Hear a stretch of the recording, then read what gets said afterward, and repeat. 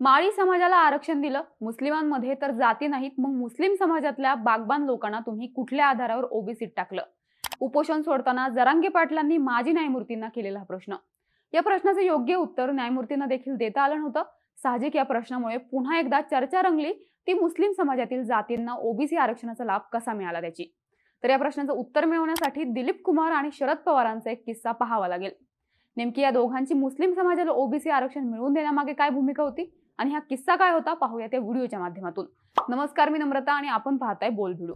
तर गोष्ट आहे 1990 नंतरची. समाजातल्या उपेक्षित आणि मागासलेल्या लोकांना प्रवाहात आणण्यासाठी मंडल आयोगाच्या शिफारशी व्ही.पी. सिंग सरकारने मान्य केल्या होत्या. मात्र ओबीसी आरक्षणाच्या प्रश्नावरून देशात वेगवेगळे मतप्रवाह निर्माण झाले आणि गुजरात सारख्या राज्यात दंगली सुरू झाल्या. मंडल आयोग लागू करणारं पहिलं राज्य होतं महाराष्ट्र, त्यामुळे ओबीसी आरक्षणाचा मुद्दा राज्यातही शिगेला पोहोचला होता.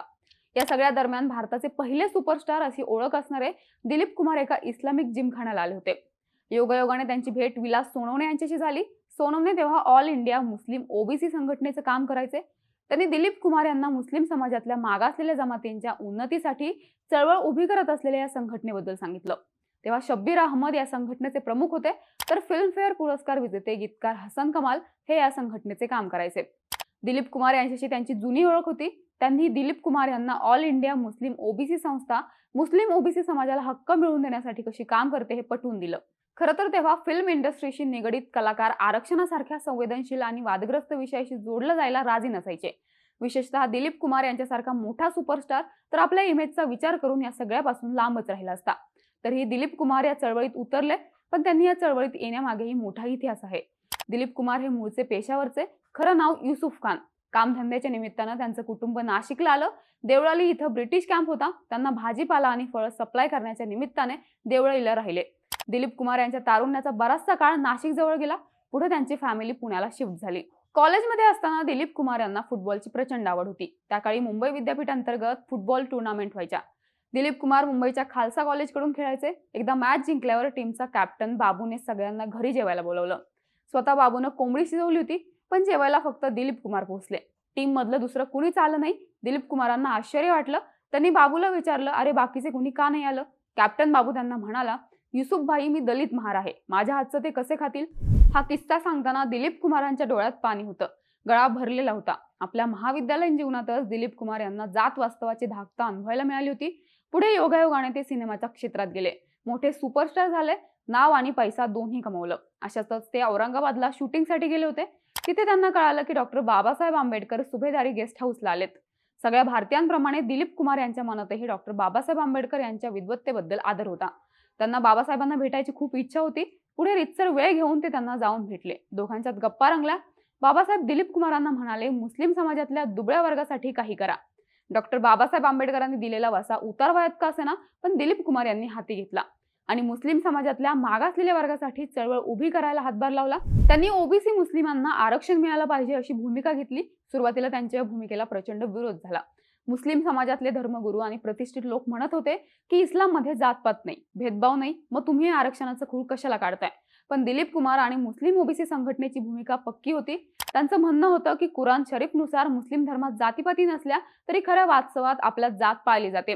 भारतीय मुस्लिम समाजात त्यात जातीपाती आहेत, बिरादरी आहेत. मुस्लिम समाज हा जातीग्रस्त भारतीय समाजाचा अभिन्न अंग आहे. इथे आलेल्या सगळ्या धर्मांना जाती व्यवस्थेने गिळून टाकलंय. जातीचा संबंध नसलेल्या धर्मांना जाती व्यवस्थेची तडजोड करावी लागली. धर्मांतर झाली पण जात्यांतर झाली नाहीत. जाती तशाच राहिल्या. त्यामुळेच मंडल आयोगानं ओबीसींच्या यादीत अनेक मुस्लिम जातींचा समावेश केला. त्यांना आरक्षण मिळावं म्हणून मुस्लिम ओबीसींची चळवळ उभी राहिली. सुरुवातीला याला वरिष्ठ मुस्लिम वर्गीयांकडून विरोध झाला, पण दिलीप कुमार ठाम असल्यामुळे त्यांना नमतं घ्यावं लागलं. पण तरी एक प्रश्न होता, तो म्हणजे शासन दरबारी हा प्रश्न मांडण्याचा.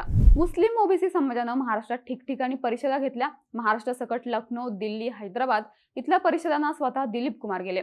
सरकारकडेही पाठपुरावा सुरूच होता. एकदा मुख्यमंत्री शरद पवार यांच्याशी चर्चा करायला त्यांचं शिष्टमंडळ गेलं होतं. तेव्हा नुकतंच शिवसेनेतून काँग्रेसमध्ये आलेले धडाकेबाज नेते छगन भुजबळ मुख्यमंत्र्यांच्या ऑफिसमध्ये हजर होते. मंडल आयोग आणि ओबीसी आरक्षण हा त्यांच्या जिव्हाळ्याचा प्रश्न होता. त्यावेळी हिंदू ओबीसी आणि मुस्लिम ओबीसीवरून चर्चा सुरू झाली. दिलीप कुमार मुख्यमंत्री शरद पवार यांना दोन्ही समाज कसे एक आहेत, एका जातीचे एका बिरादरीचे आहेत हे पटवून देत होते. बोलता बोलता दिलीप कुमार म्हणाले, छगन भुजबळ माळे आहेत आणि मी बागवान म्हणजे माळीच. जात एक, सवलत त्यांना मिळते, मग बागवानाला का नको? दिलीप कुमार यांचा बिनतोड युक्तिवाद ऐकून शरद पवार आणि छगन भुजबळ दोघंही विस्मयचकित झाले आणि मग 1994 मध्ये मुस्लिम ओबीसींना सवलती देण्याचा निर्णय सर्वात पहिल्यांदा शरद पवार यांनी घेतला. पण या निर्णयानंतरही मुस्लिम ओबीसींच्या सवलती आणि सर्टिफिकेटचा प्रश्न उभा राहिला. तेव्हा तत्कालीन महसूल मंत्री विलासराव देशमुखांनी हा प्रश्न सोडवण्यासाठी पुढाकार घेतला. पुढे युतीच्या काळात रद्द झालेल्या सवलती गोपीनाथ मुंडे यांनी पुनर्स्थापित केल्या. तेव्हा त्यामागची खरी ताकद दिलीप कुमार यांचीच होती. पुढे दिलीप कुमार यांच्या आग्रहामुळे काँग्रेस पक्षानं मुस्लिम ओबीसी समाजातले उमेदवार विधानसभा निवडणुकीत उभे केले. स्वतः दिलीप कुमार यांनी प्रचार करून त्यांना निवडून देखील आणलं.